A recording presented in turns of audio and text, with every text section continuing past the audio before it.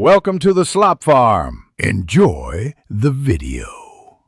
You start by switching to RAW and turning off auto white balance so you control the color rather than the camera. Point at a neutral object in the same light as your subject. This could be white paper, a gray sweater, or a known skin tone. Meter from where the subject stands, not the background, because the light changes across the scene. Once you have that read, set a Kelvin value, or use a custom white balance option as your baseline and move to test frames immediately.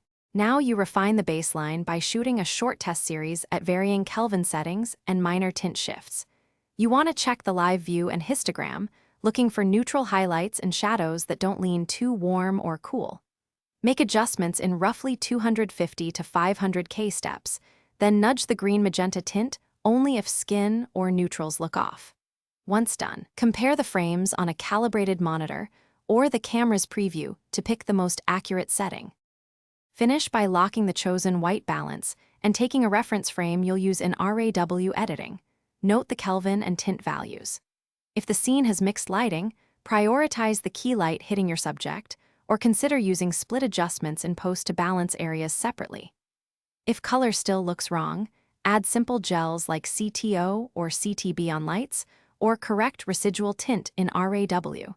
Because RAW retains latitude, you can recover up to 1/4 to 1/3 of extreme shifts without quality loss. Thanks for watching. Consider subscribing if we helped you today.